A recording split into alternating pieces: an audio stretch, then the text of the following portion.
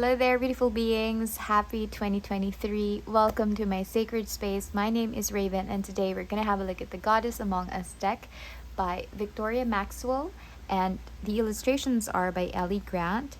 It says Awaken the Goddess Within. So this is a goddess deck published by Rockpool, and Rockpool is a publishing house in Australia, and so far they've done the most amazing decks. I'm a huge fan of their decks because not only do they come up with awesome concepts, interesting art, they also pay attention to the details, like their packaging. They're all nice and fancy, and it's an overall package. Like when you buy a deck, you don't just buy the actual cards, you buy it for the whole thing: the box, the guidebooks, and of course the cards themselves. So I really find it so cool that they make an effort to make the whole package really awesome. So, oh, and by the way, if you were just here to have a look at the images of this deck or the cards themselves, please check out my description box below. It will have a timestamp, so you can just jump forward to the actual flip through, because I'll be talking about the guidebooks, as I usually do in all of my videos, just for anyone out there who might be interested to know more about the books as well. So, it looks a lot brighter on camera. It's not really that striking in person. So, Goddesses Among Us, really nice. Okay, so this deck is published in 2022. We have the table of contents here. The goddesses are not alphabetically arranged, so something that you might want to consider. I think it's really cool. They also have the Angels Among Us deck. I initially wanted to get that as well, but when I found this one, I was like, no, I'm gonna get the goddesses first. Ooh, and they have 36 cards in total. Okay, so a little bit of introduction. I'm just gonna leaf through it. And then you have how to use the cards. Of course, if this is your first time buying an Oracle deck, then it's good to have this information just to get you started. You know what I mean? So also important to have the activation of the deck. They would also give you information on how to consecrate your cards. Also the preparations that you would need to do before doing a reading. So that would be your rituals, like maybe meditation, saging the place and whatnot. And then the questions that you can answer. And then of course reversals. And then troubleshooting. All right, and then reading the spreads. Okay, so you have spreads here. I like that it's colored and also pretty. Do you know what I mean? It's just really cool. I love Rockpool. If you are from Rockpool and you're hearing this, you guys are doing a fantastic job, really. Expanded card meanings. Okay, creativity. So a lot of information in the guidebook. And then we go on to the meanings of each of the cards, or at least the information for each of the cards. So, for example, Aphrodite, you have the number, the name of the goddess, the keywords associated with her, a short background about Aphrodite or the goddess featured in this specific card. The oracle, you are beautiful just as you are in this moment. Romance yourself, embrace your passion, let love lead the way. So, just a little bit of message for you. And then you have several different categories here. So perhaps if you pull this card when doing a love reading, this is your explanation or your message, and so on and so forth. Oh, okay, and there's more. All right. Call on Aphrodite for assistance with, and then embody the energy of Aphrodite by. So I think these are really cool because it allows you to acquaint yourself better with each of the goddesses, and of course how you can embody them or be like them, which I think is really awesome that they provided that in this guidebook. Okay, I had to cut because honestly I was a little bit disappointed that my goddess Ishel is not a part of this deck. Of course they do have 36 cards, so it's not a lot of goddesses crammed into this deck, but yeah, it would have been nice if she's here, but oh well. Okay, so the guidebook has about 151 pages. This is the illustrator, Ellie Grant. I think she's really cool with is that blue or turquoise hair? I think it's awesome. And this is the author, Victoria Maxwell. She's pretty. Okay. Oh, by the way, the guidebook itself feels really good. It is matte. Not really the rose petal feel, but it is good. this map. All right, now let's have a look at the cards. All right, I'm gonna set this aside here so we can start with the flip through.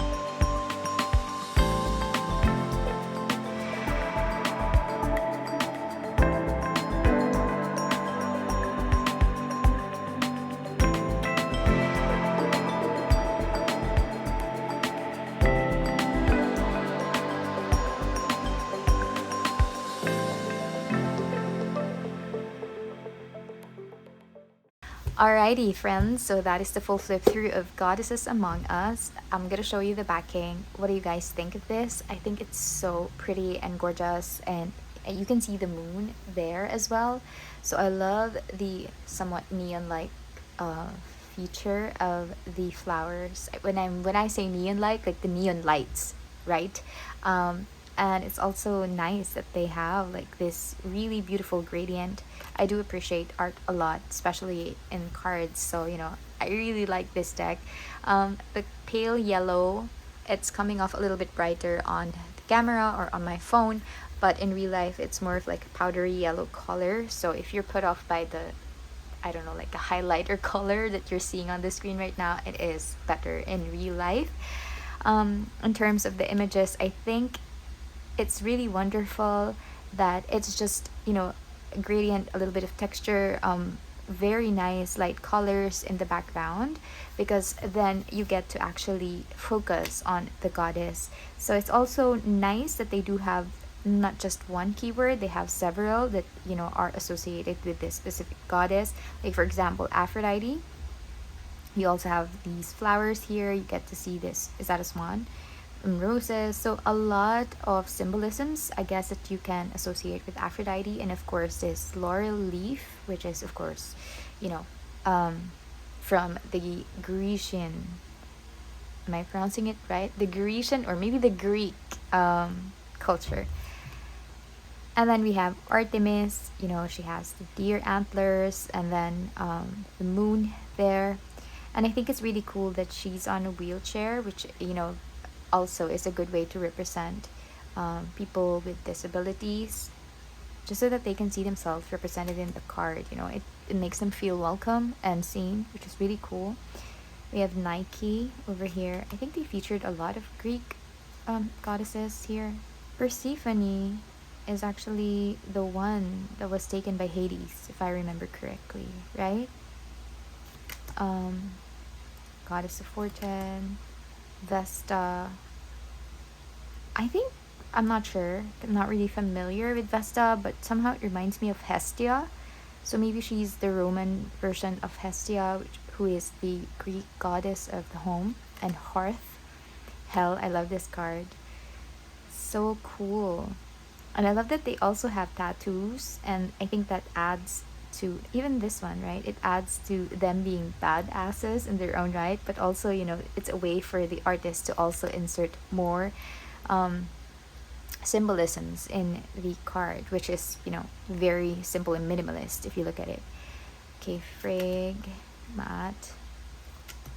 This is really cool. I love that Bastet is still a cat in a way because of the hoodie and the horns. The cat, sorry, not horns, the cat ears on the hoodie. I think it's really cute. I love the somewhat mischievous smile there. It's really nice. Also, 10 out of 10 when it comes to body positivity. Accept yourself and, love who you are.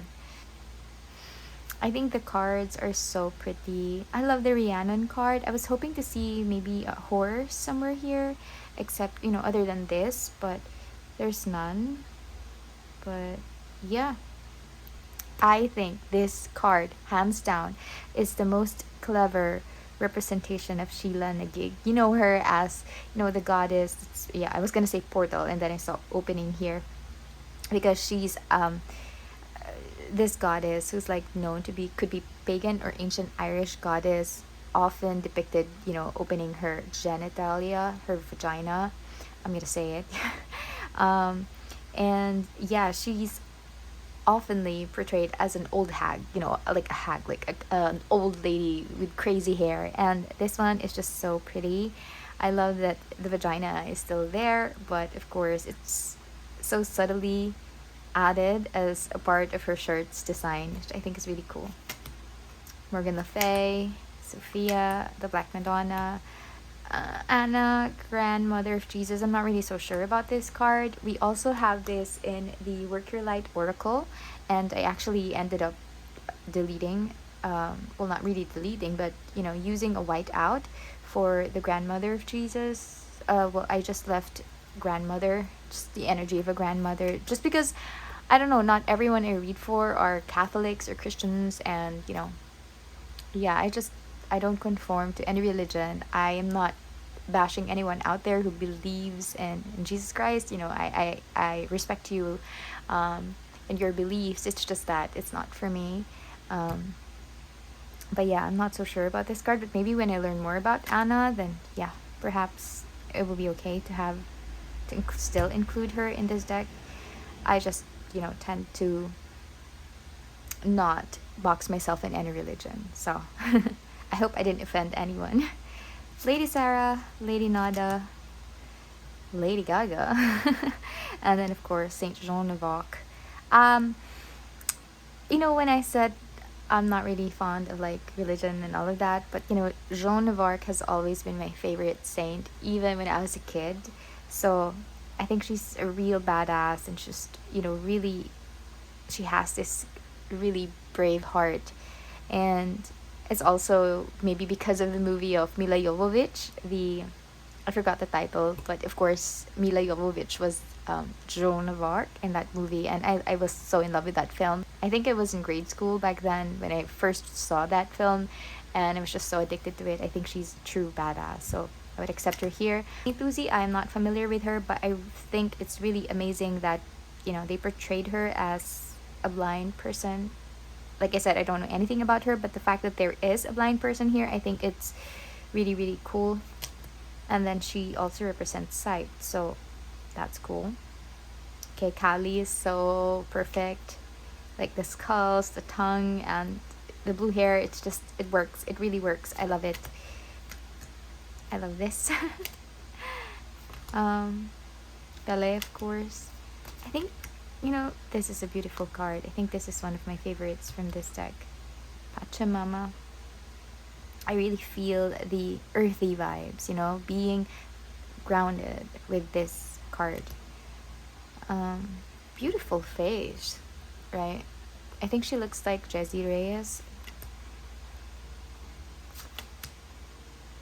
And there you go. I mean, I went through all of the cards again, right? Which is cray. I think this is a beautiful deck. I like it. I would love to learn more about the other goddesses featured in this deck. I'm going to try to shuffle it this way. It's easy to do it. And then I'm going to try to shuffle it this way so that we can see how, okay, you know, there is resistance in the cards. And it does riffle shuffle well. This way. Oops, my fault. What else can I say about this card? It is a glossy deck. It is your typical size, similar as your Hay House cards. It's easy to shuffle. The card stock is quite sturdy. It's not that thin, but you know, it's the perfect thickness, I guess. I think the goddesses are really portrayed well.